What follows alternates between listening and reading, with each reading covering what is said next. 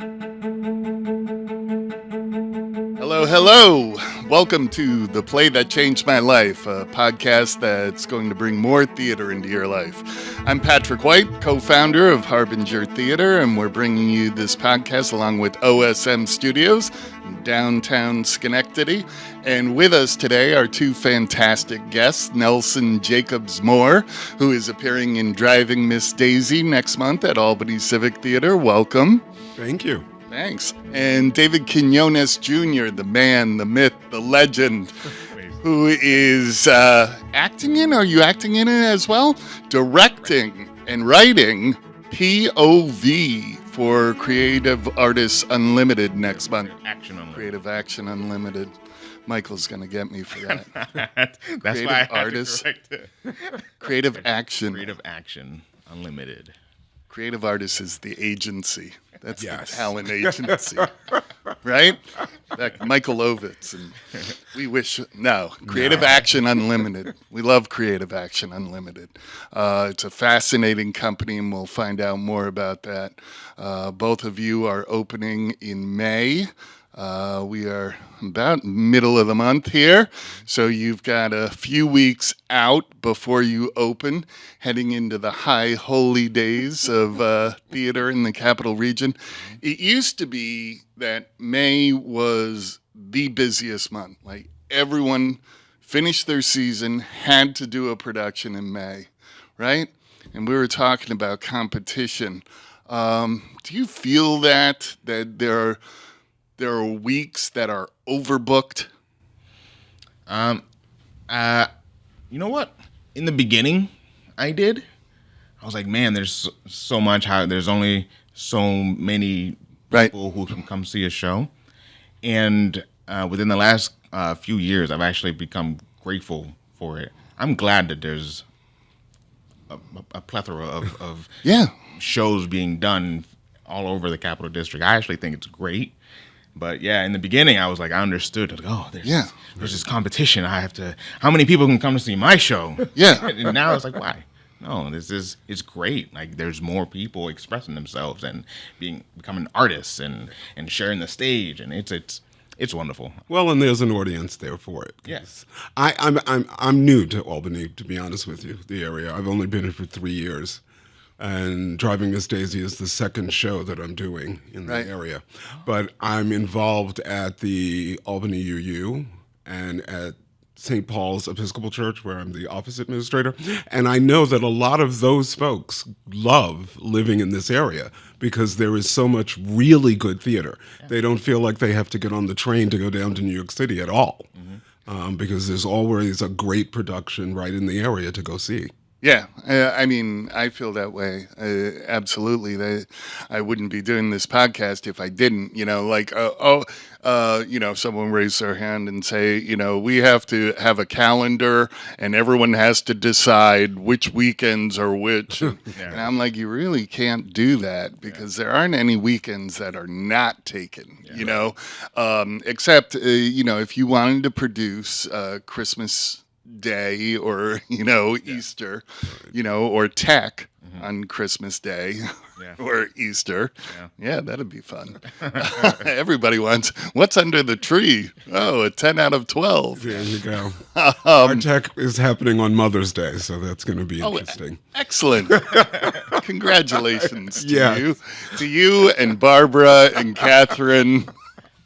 Well, fortunately, Catherine and I, our moms are gone, so we have no issue. But our bully is having an issue about this. I'm sorry.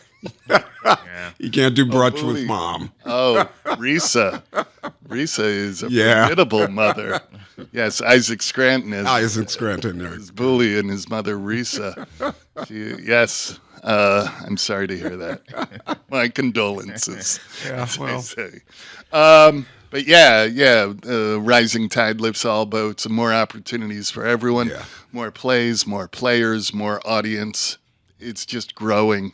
I had an experience seeing Into the Woods up at Fort Salem, and the place was packed with Capital Region actors and audience members and members of the community.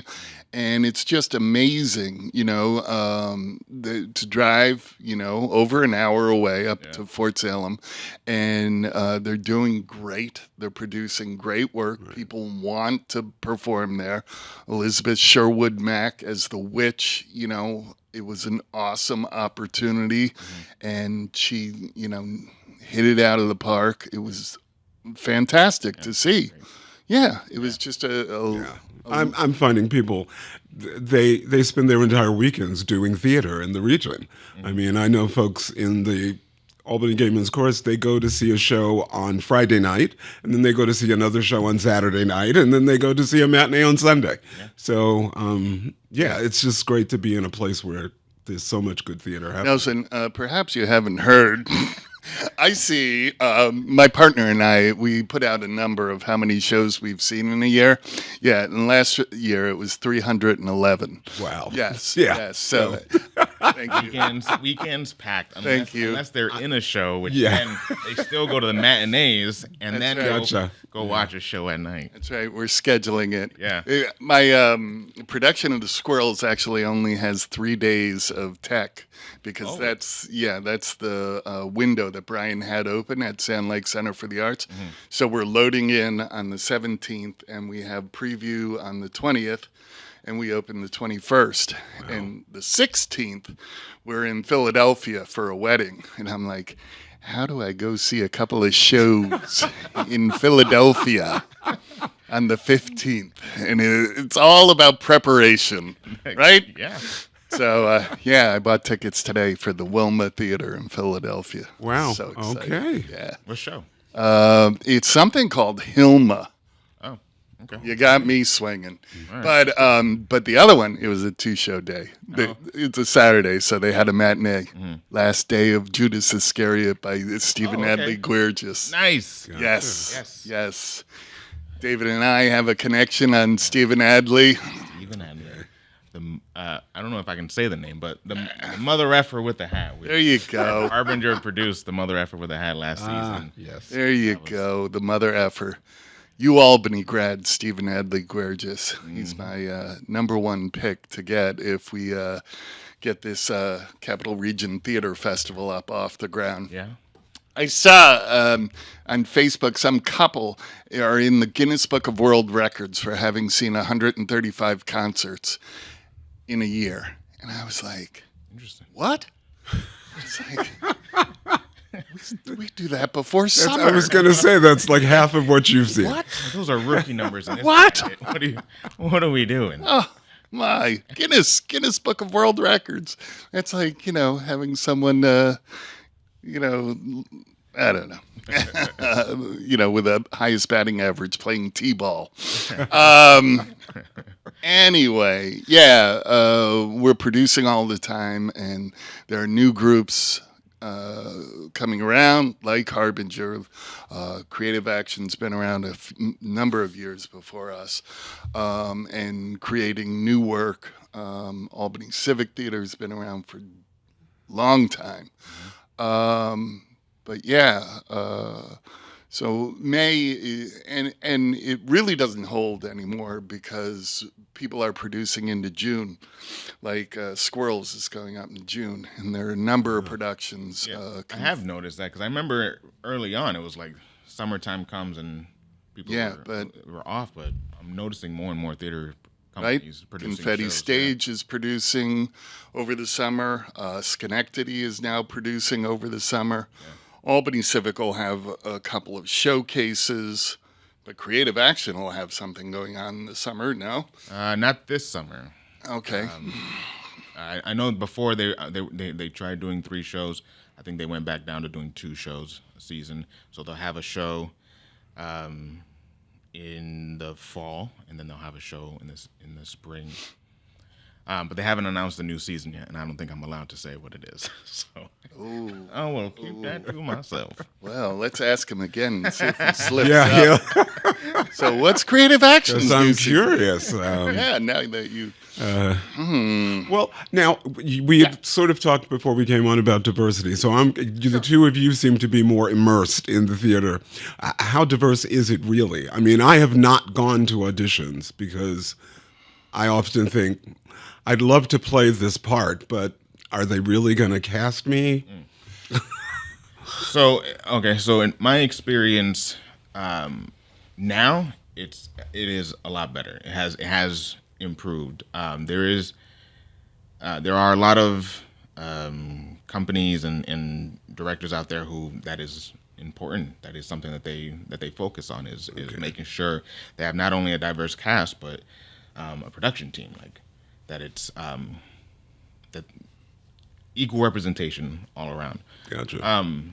But to be honest, there is still moments where I find myself I'll see a audition notice and I'll see the characters, and if I see something like it's a family, Right.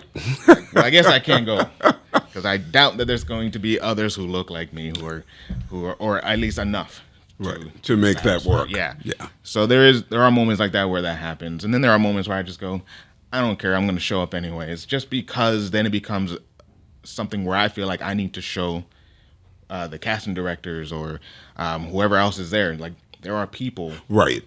That are willing in to. this community who want to perform. Because they may have plays that they don't think that they can produce. Yes. Without, would I have produced Mother Effer, if I didn't know David and Danny and, I don't know. Mm-hmm. But do you find that, I think, I can't imagine Nellson, I can't imagine Nellson walking into a room and not being considered,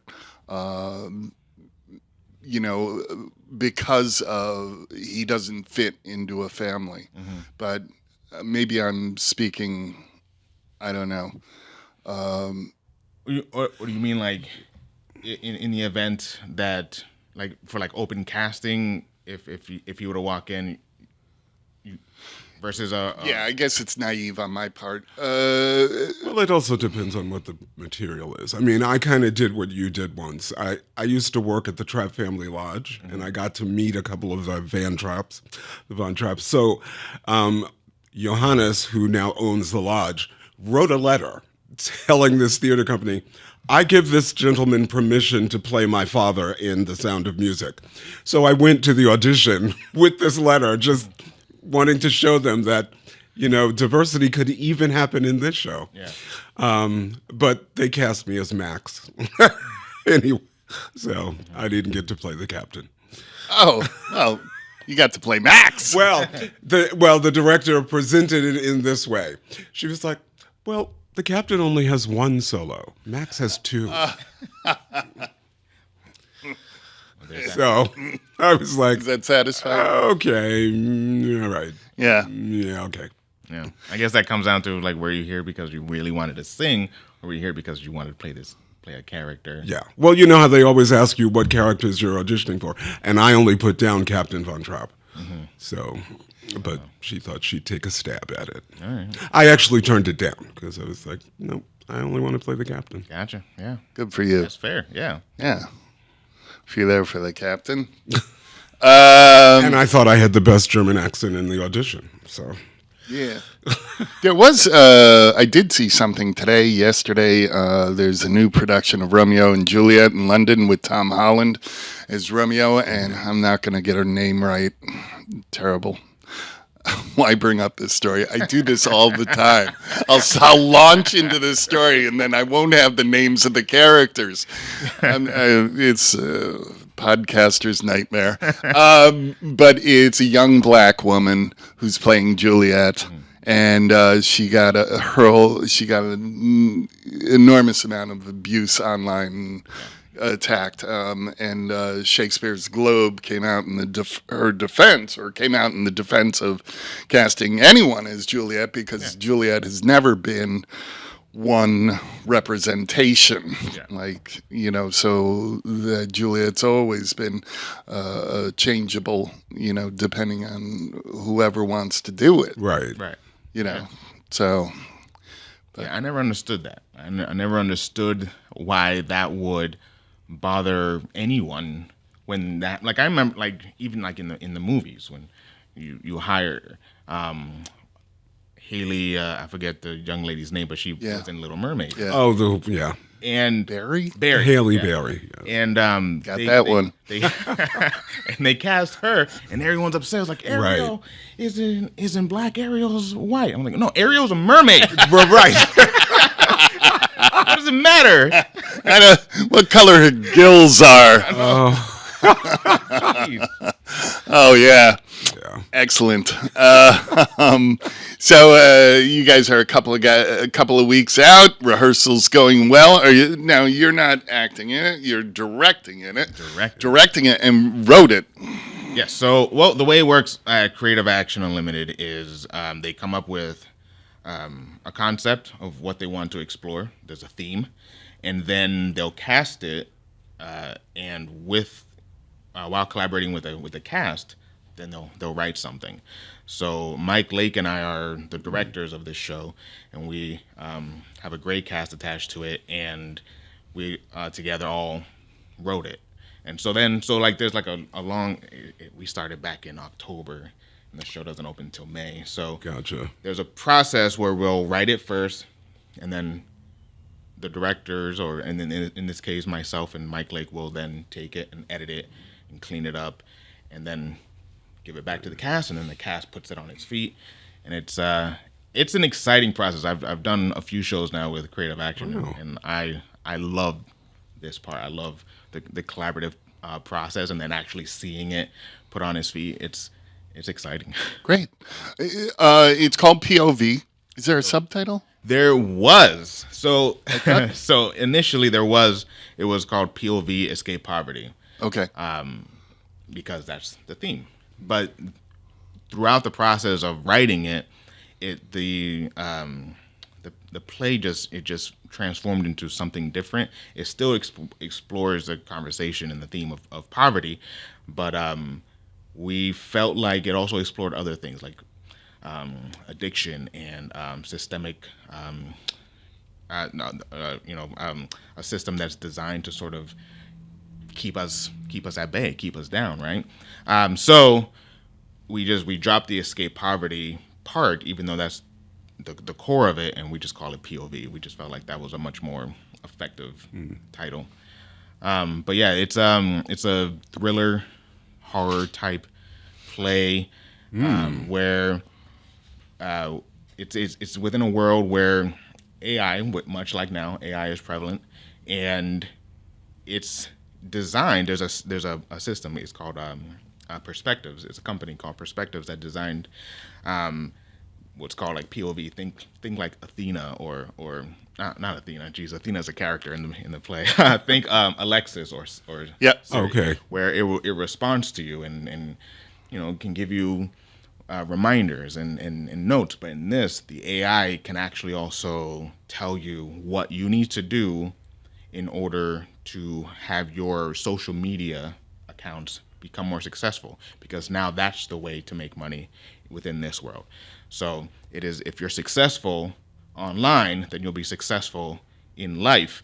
And actually what it's actually doing is just trying to control you and keep you where it needs you to stay. And it's very manipulative. It's very it's sort of I guess evil in a sense, where it's telling you one thing, but it's showing the world something else entirely.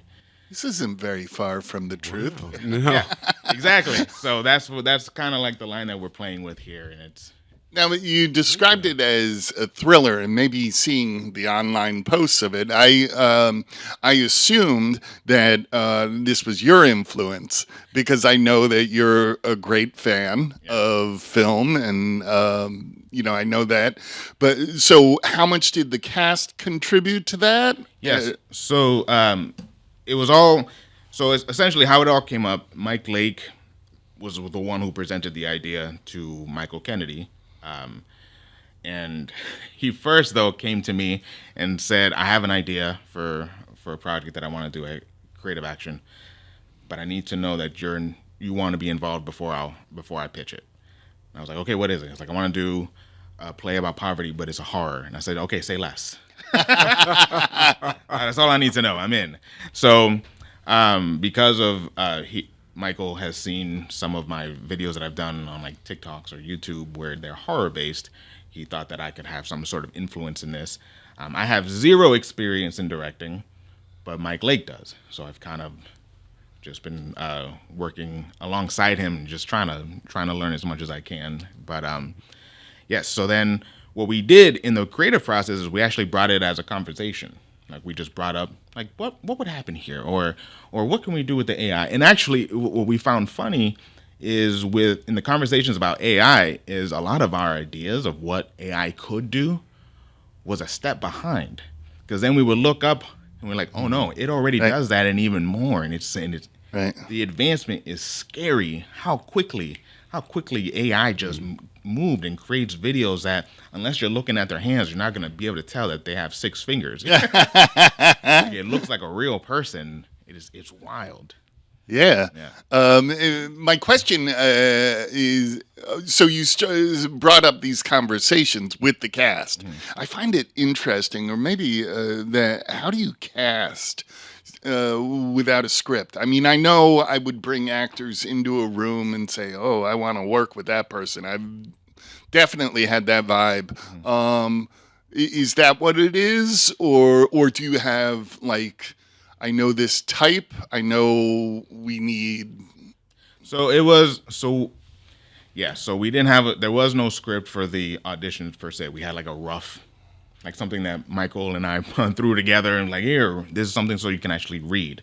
But what we were most interested in were, we wanted to see how people worked together on the stage, how they fed off of each other. Also, how quickly they were, how comfortable they were with adapting and changing and trying different things, and not just being focused on solely the performance, but the creative process. We wanted to make sure that folks understood that this is very much your script as it is ours. You know what I mean? Like, this is your play just as much as it is ours. Like, this whole process, you're involved in it. So we needed individuals who were comfortable with that. So there were like some actors, like for instance, like Christoph, who Mike Lake and I have worked with before. We know he's very comfortable with the idea of collaborative art and creating something with your scene partner or with the directors or whatnot. So that's the primary that's a major focus when it comes to any project at Creative Action. Now, correct me if I'm wrong, but on the Climb film that you did with Creative Action, I understood that there were writing assignments or prompts. Yes. So did you have that with this? What we did with POV is so it's broken up where there's 6 actors. I've held up the number. I held up 4. I said 6. That's AI. Yeah. There are 6 actors, and they're each paired up. So, like, we have the 2 AI characters, and then we have these 2 roommates, and then we have this couple. And they all have their own scenes, and then we said to them, this is essentially what we want for this moment here, and X, Y, and Z. Work together outside of rehearsals, work together, write something, and then present it. And then we'll see, and then we'll have more conversation about it, and then we'll see what we can cut, what we can add, or maybe it just doesn't work, and then we'll try it again. But that's essentially how that worked. It's very similar to how Michael does it. Michael Kennedy will have an outline in advance and say, this is this scene. I need you guys to write something for this. This is how I want it to begin, and this is how I want it to end. Now you fill in the middle. Mike Lake and I approached that a little differently this time. Okay. Yeah. Did the actors do any improv? Not necessarily. Because, like, for instance, there was another play that Creative Action did called Sides, and in that's how we wrote it. She just said, "This is what I want. Go in that room and have a conversation," and then through that, and then we would record it and then give it to her, and then she would write up a script. With this, we didn't do that so much. We essentially just gave them the assignment, and together they were like, there was like a thread, and they would write back and forth. And like Michaela, she would write a scene. Her scene partner was Nicole, so she would write her thoughts, and then Nicole would write their thoughts, and they would, I don't know, they would call each other, or they would have a Zoom conversation or whatnot, but then they would come up with a finished product that they would present to us. Interesting way to work. Yeah. Yeah. And definitely, a new perspective. You just took on musical theater this year, and now you've got this, devised theater, or creating, from the ground up, from a blank sheet of paper. But it gives people, it's another opportunity within the capital region of different, like you can do these published works, that you can do, these things that have been done. You can do this, you can do that, and something new. No, absolutely. I like to, it's my wife recently, within the last, I want to say it was like 2 years ago, said to me, it was like, you need to start auditioning for things that you're scared of. Because I would see audition posters, like, oh, I can't do that. I would just immediately brush it off, like, I can't do that. And she's like, you need to go for what scares you. And so that's when I started to change my approach with how I wanted to do theater. And then I tried musical theater, and for whatever reason, they let me in. And so I was like, okay, well, now I'm here. And I remember the first time I auditioned for creative action, that terrified me, because it was very different from what I'm used to. I want something linear. There's a script in front of me. I know these lines. I know these characters. I have something physical in front of me, versus I have an idea, and I need you guys to read about this and then work that into a script, and we'll make a show that way. And it's strange, but it's exhilarating. Yeah. Nellson. Hi. Hello. Hello. So you said that you've been up in the area for 3 years. I don't know. You need to tell us how many auditions you've been on, because I saw you in Jump and just thought you were fantastic in that. Oh, thank you. Yeah. That's actually the only audition I've gone on. Yeah, that was my suspicion. That was my suspicion. I was going to audition for Buried Child, but I looked at the rundown and I went, oh, they're not going to be able to find a family to wrap around me. So, because of old men, I would have rather have played that old man, although I'm loving being in Hoke's skin now. But it's more of a stereotypical role. I mean, he is an old black man. I'm an old black man. This isn't a stretch. And he's, but you would have preferred to have played Dodge? I would have preferred to have played Dodge. Absolutely. Yes. Yeah, that's. Well, I got very lucky early in my career. I'm from New York City. Yep. So I actually survived for about 7 years just performing. But I got involved with an off-Broadway theater company that had imagination.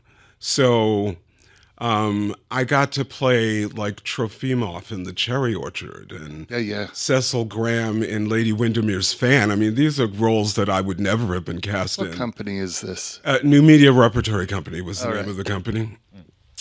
So it really, and I also got some advice from my mother at the beginning, because I've been singing since I was in church. So my mother said, well, you can sing, but do you think you can act? And so for the first 20 years of my career, I never went for musicals. I always went for straight plays, because I wanted to find out if I could actually act. And I got lucky with this company. So one of the directors there was in the original production of Streetcar. Mary McDermott was her name. And she kind of took me under her wing and just kind of molded and crafted me and said, no, you look like a character actor, but you could be a lead. And I thought, yeah, that's never going to happen. And at New Media, I mostly played character parts. But it emboldened me to go out to an audition for Company that was being done at an off-Broadway theater in Brooklyn. And it was another one of those dares, which characters would you be open to play? And I just put Bobby, knowing they're never going to cast me as Bobby. Well, they did. And so plays that changed my life, that was number one, because it showed me that I could actually. You're skipping ahead. You're skipping ahead. I know. That's the big reveal at the end of the show. Now we're done. Oh no, I've got Okay, at good. least three Bank of them. Bank them. So yeah, and I pretty much spent most of the earlier part of my career playing characters that weren't written as black people. As a matter of fact, I went to 10, 12 auditions for Law and Order because I'm a New Yorker. And they never cast me because the directors always say, I'm sorry, you don't quite sound the way we want the character to sound. I can do lots of accents, but apparently street black is not one that I'm very good at. Did they ever? Well, that's one way of putting it. You don't sound the way we want Yes. you to sound, rather than saying, could you sound more black? Could you? Yeah, I guess they didn't want to go there. So it was just basically, you don't quite sound the way we want the character to sound. And then I almost got cast as a DA because I thought, well, you've got black DAs, but I didn't fit the suit. So They were casting for a size? they were casting You for a would think size. they would have a wardrobe department. After 25 years, you would think they would have, Maybe 26. Yeah. they would have a big and tall selection of suits. They did not. That's crazy. They're hitting their stride. You're 26, costuming. Yeah. Yeah. Go. I did a Law and Order. Just background, but it was the first show of the season, so I was in the credits because they had a new cast every year. So I was on the courthouse steps or something. Nice. Like Michael Moriarty back then. Aha. Yeah, Okay. first or second. Yeah, that year. was the first. It was a Robert Chambers episode. Remember him? Yes. The preppy murderer. Yes. In the Central Park. Yeah. Anyway. Interesting. Yes, interesting. Yeah. Moving on. So you've only done a couple of auditions. I encourage you and implore you to audition more because I hope that you could do what you did in New York up here. I've seen it, in a number of shows, custom cuts, but the Humans up at Homemade Theater. I think that there are a number of groups that would be open to casting in an open way. Gotcha. Yeah, well, it's my personal life has been more in the way. I understand. I was very involved in a lot of things, so I had to get some of that cleared away. Yeah, I mean, And now I have. So I do plan on auditioning more and that's great sort of news. getting out there. Yeah, that's great news. I mean, everyone doing the stuff we do, and we talk about, how much everyone's working. There's so many opportunities. How freaking difficult it is to juggle all these balls, and how much hard work it is, to take on whatever you're doing. 60, 70-hour work weeks, and we're all like running around like Capital Region Theater, but it's really hard. Yeah, but once you've got it in your blood, it's really hard to let go. Oh yeah, you don't have to tell me. I adopted kids, and I thought, okay, I'll just play dad for a while, but it just didn't quite work. Yeah. I had to get back into theater. Although my kids were very sort of, I went to an audition for The Full Monty. It was one of the first. Yeah, that's a great. But then my kids were like, "Yeah, Dad, you can't be naked." Because our friends are going to want to come see it, and yeah. Your kids put the kibosh on it? Yeah. Excellent. Yeah. But they're now adults, so if another production of it comes up, David, I'm going to give it a shot. ever do a nude scene, David? Never done a nude scene. Are you scared of it? Not necessarily, but my wife has told me I am not allowed to do a nude scene. Oh. I have told her, I was like, I would do it, and she's like, I don't care. That belongs to me. Yeah. Oh. Well, in The Full Monty, I'm not. Is it really a nude scene? I mean, Well, until you're naked until the lights don't work. right. I guess that's. Have you seen The Full Monty? I've never seen it. Because the final reveal is they are nude, but they flash lights out at the audience, so like you don't really see the nudity. Interesting. Yeah. Okay. But I have heard of productions where that final flash is either, mistimed or doesn't work properly, and you're left with, six guys naked on stage. naked. You can leave your hat on. Totally got me there. Full Monty, you bring that up, and I'm just like, Hoke. Now, so what brought you to audition for it? Well, I kind of remembered auditioning for Jump and something that I sort of heard in the background that they were having difficulty finding old black men. So I thought, let me just go for this. And I had just seen the video of James Earl Jones and Angela Lansbury. And I thought, okay, well, if James Earl Jones can do it, I can do it. So, but it's one of those roles that for me, I knew was going to dredge up a lot of stuff because I've known this old black man my entire life. Mm-hmm. And, just going there is hard and it's very emotional. And now I'm old, so yeah, I can commiserate with him. Yeah, and what's the time period that it takes place? It starts in 1948. And he already is 65, and Daisy is 72. And it follows them up to 1973, where she is now 90 and he is 80. Okay. So, yeah. Yeah. So what's it been like in rehearsal? Is it as difficult, or are you finding? I don't know how much, because Barbara hasn't really talked about the casting process, but I think she found 3 people who work really well together. I mean, I love Isaac and Catherine. And our first couple of rehearsals were just sitting around talking about, well, in 1948, this is what the world looked like. And would he look bully in the eye? Probably not. Unless, then they have this connection point and then he looks him directly in the eye.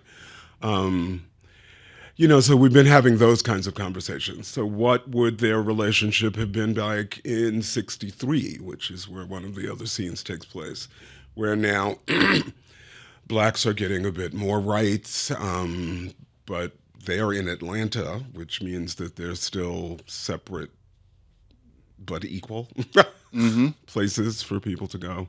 And then there's just sort of all of this underlying racism. We all sort of came to the conclusion that of the 3 people in the play, the least racist one is Bully. Because Hoke has his prejudices and Daisy certainly has hers. And they sort of throw them at each other throughout the play. Why? What does Bully do that? Why do you feel that way about Bully? Well, because he's sort of the newer generation. He's the one who's trying to get this relationship to work. Right. He also does some things that just don't make sense any other way than he's obviously trying to equalize the races. I mean, he gives Hoke a raise in the middle of the play that clearly he didn't have to. But I think he wants to show that he's trying to make life better for everybody, including himself. So, yeah. Okay. Yeah. Great. And so has the play surprised you in that manner after having seen it? Yeah. I mean, there are intricacies in the script that, well, I mean, I don't want to badmouth Angela Lansbury, but there were liberties taken. I'll put it that way with the script. There's a scene where Miss Daisy is starting to exhibit dementia. And when I went back to look at it, Angela Lansbury sort of went off script, where Catherine is trying to stay in the author's world. Yeah. So, yeah. Yeah, just you describing it just now about not being not wanting to look bully in the eye and things like that. Yeah. I kind of take Driving Miss Daisy as this, well digested, piece of, a relationship drama that, that I've seen before. I've seen this, and yet. Because the author, who I believe based it on, family. Yes, his great aunt, I believe, Yeah. and her chauffeur. That it's grounded in very real, very factual, and Yeah, but I think the reason it won the Pulitzer is that it doesn't just focus on the relationship, but it also shows the changes of social mores as this relationship tightens. right, which is looking someone in the eye is If he stands up, I have to stand up, even though I'm twice his age. yeah. Yeah. And Pulitzer Prize winner. Yeah. Working back at ACT with Barbara Davis. Yes. And Catherine Ambrosio, Isaac Scranton. You got a couple of weeks left. Anything else you want to say about this process? I love working in that space. I mean, I just love. I love intimate theaters. Yeah, it's the first space I worked at when I moved back home. Okay.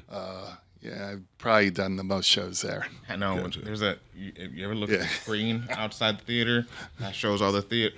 Yes. Mm-hmm. Patrick's in like 40 of them. Yeah, it's like enough already. Yeah, I've looked at some of the photographs in the lobby, and I was going, yeah.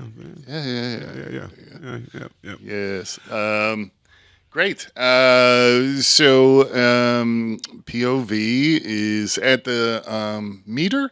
Yep, the James L. Meter Little Theater in Troy. It's at the Sage campus. Right, on the Sage campus. And how long have you been with Creative Action? I started working with them 2021, I believe. Yeah, so that was right after the pandemic. Not even after. Right. Yeah. But it was when everybody was like, I guess we can start opening. Yeah, Yeah. we can start getting back. And that's when we did The Climb, and ever since. Yeah, I saw The Climb at the Madison Theater. Excellent. And I think it was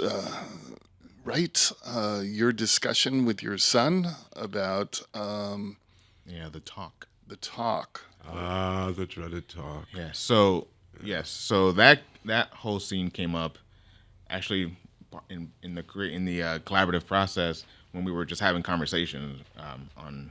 Was it on Zoom? I think it was on Zoom. And all of us were talking, and I just happened to bring up how I've actually had to have the conversation with my son about how to behave in front of a police officer. Mm-hmm.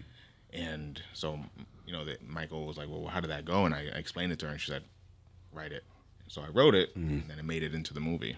It's the most powerful piece of the film. I mean, Thanks. Yeah. It's unfortunate because it was actually with my son and my nephew.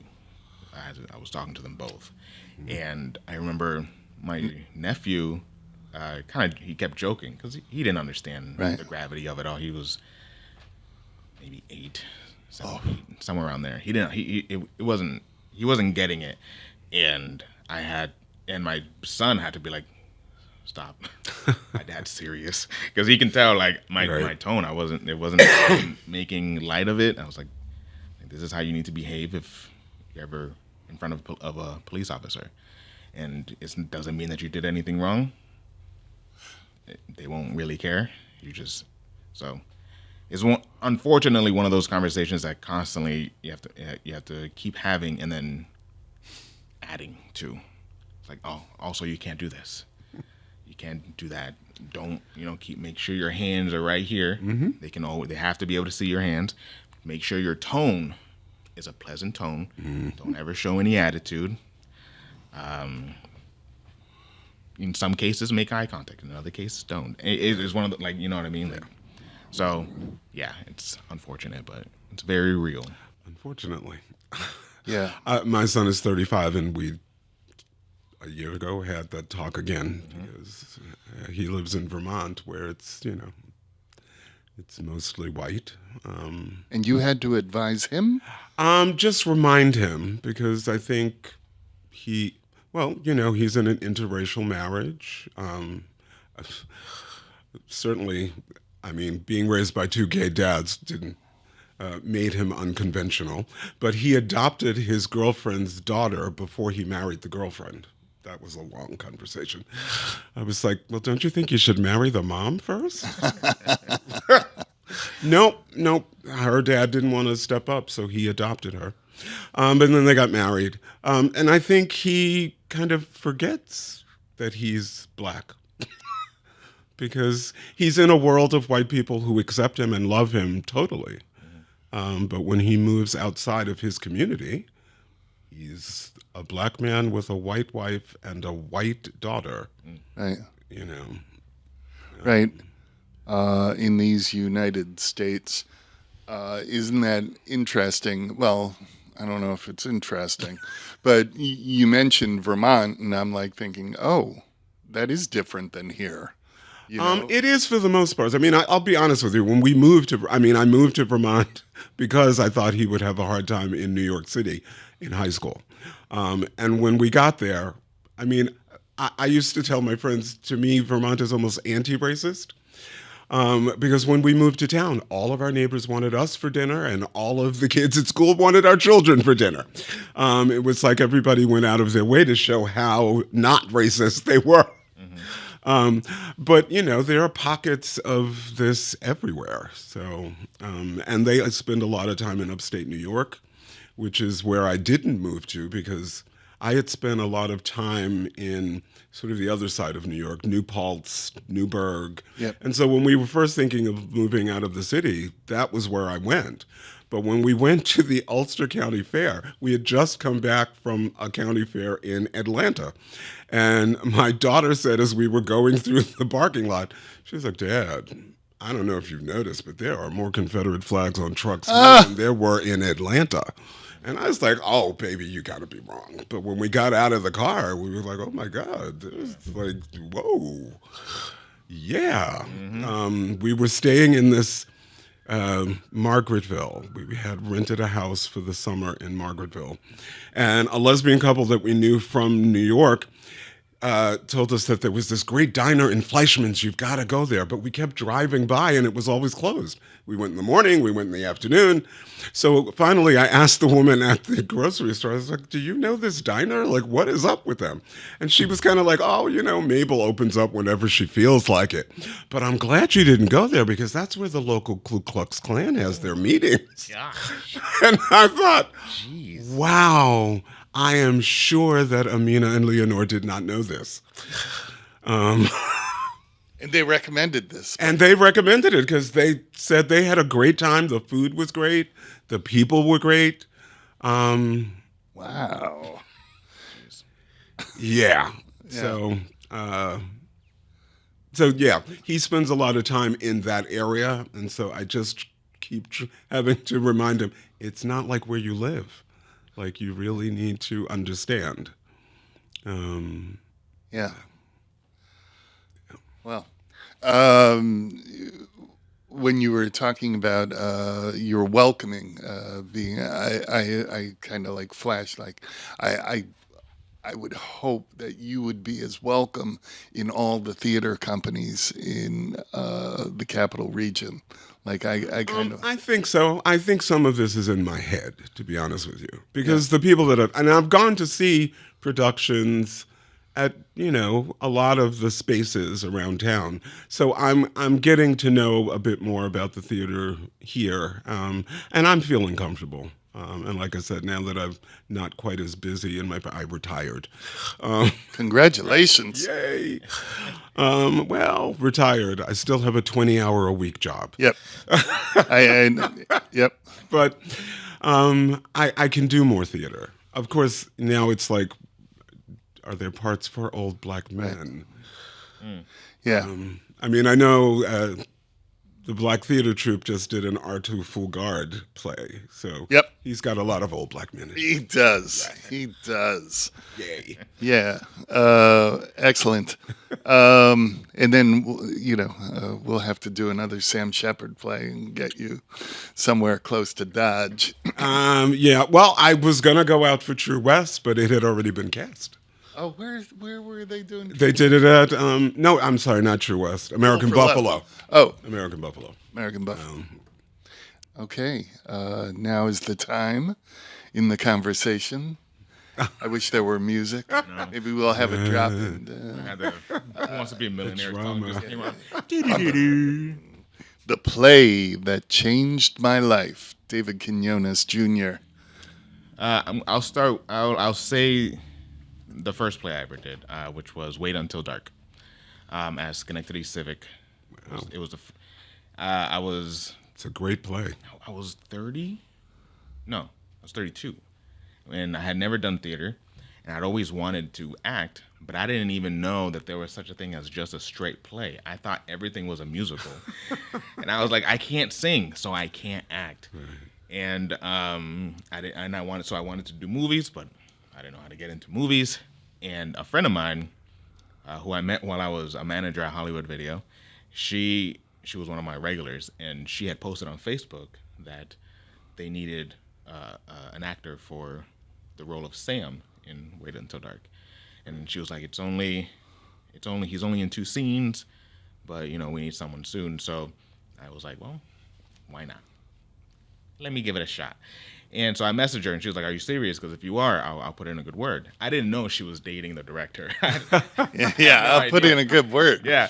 And so I was like, yeah, no, I'm serious. But I sat outside that theater for 15 minutes, and just like, I was ready to leave. I was like having an anxiety attack. I was like, I can't do this. I'm out of here. I can't. And the only reason I went in is because I told her specifically I would, and I didn't want to let her down. And so then I went inside, and the rest is history. I became obsessed with theater and with performing. I remember afterwards, after we did Wait Until Dark, the actors came up to me, and they were like, when they saw me in other shows, and they were like, we're so glad we didn't scare you off. I was like, scare me off? You guys made me want to do it even more. But it was honestly a chaotic production, but it was, for me, that's what I expected theater to be like. I was like, this is theater. Everything is going crazy. The stage manager just passed out at intermission. I'm going to have to step in to be a stage manager. Yeah, this is normal. Right.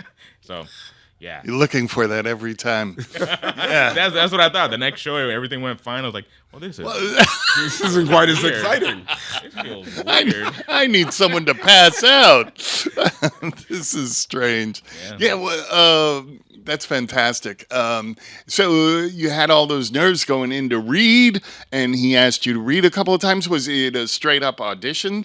Because Schenectady Civic, that can be kind of intimidating. Yes, so the show was already cast. Okay. The actor of Sam had dropped out.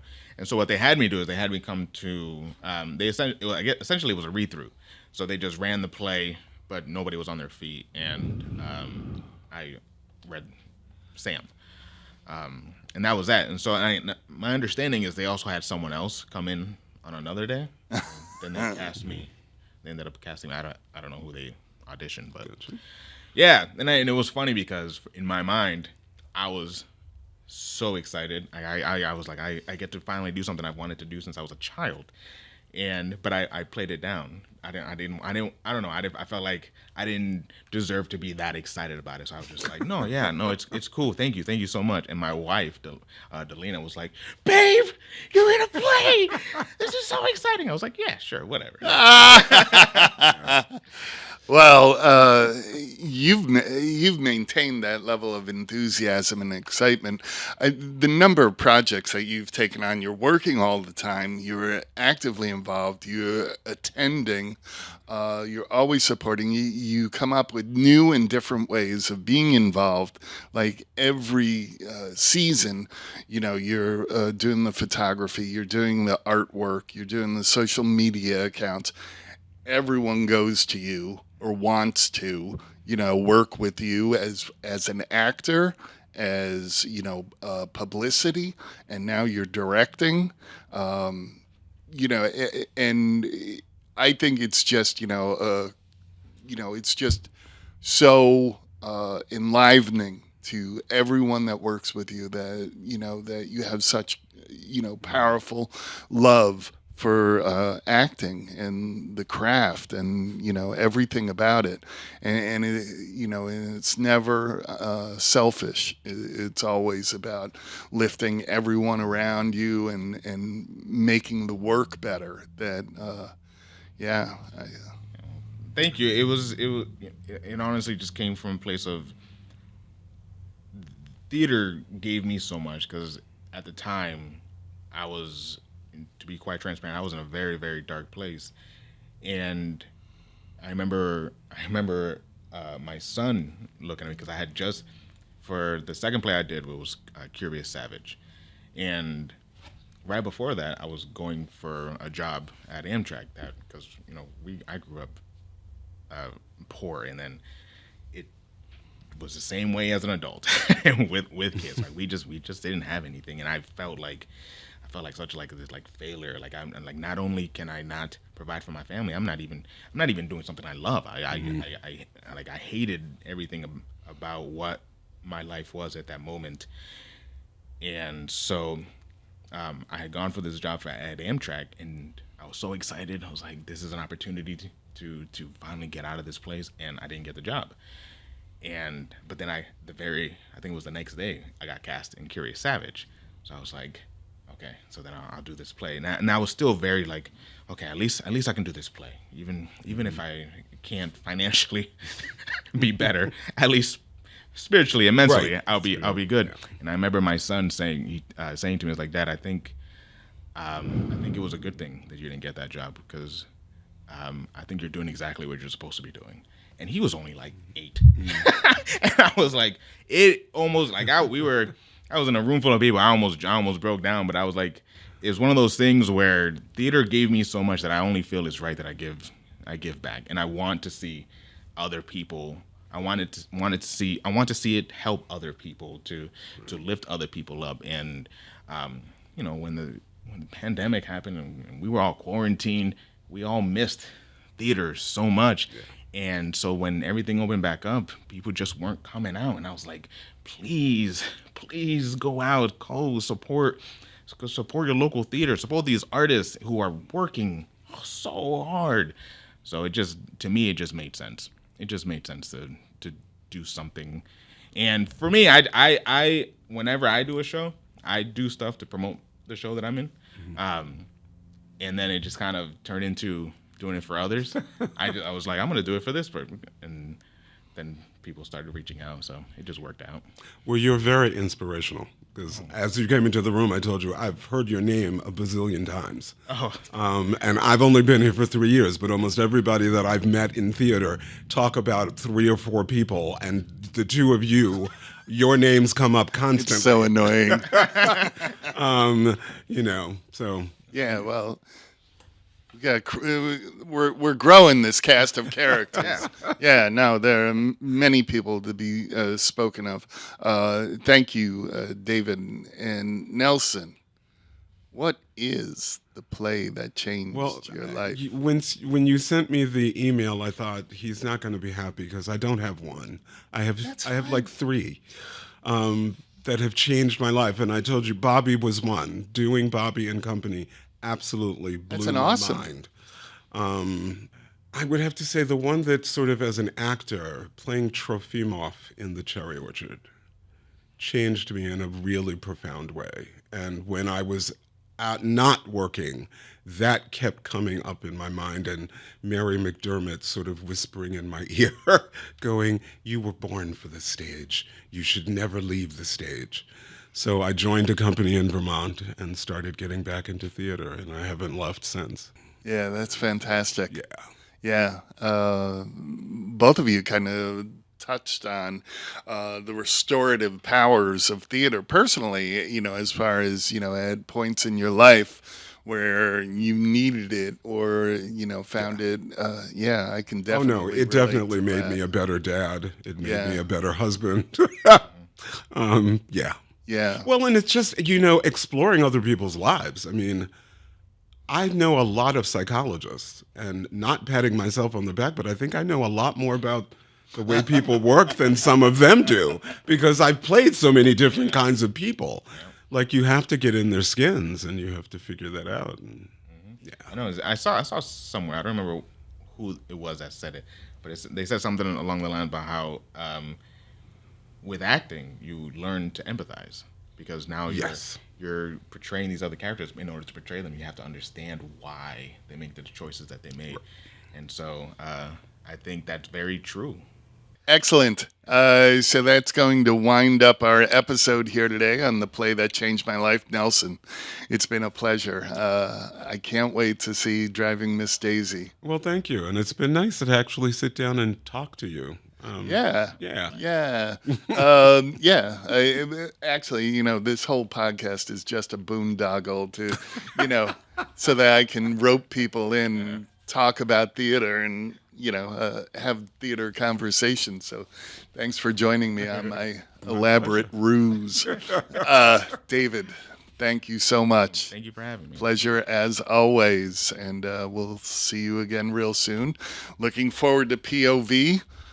Brand new work being done by Creative Action Unlimited. That's right. You guys want to throw out your production details? Yep.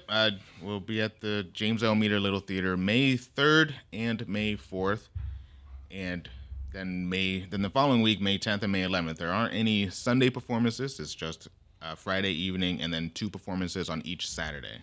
Excellent. Matinee and then evening performance. Love the Saturday matinee. And Nellson, you're at Albany Civic Theater. Albany Civic Theater. We open on the 17th and play for the following 3 weekends. Correct. With Driving Miss Daisy. This is Patrick White. This has been another episode of The Play That Changed My Life, and I'll see all of you in the theater soon. Thanks for joining us.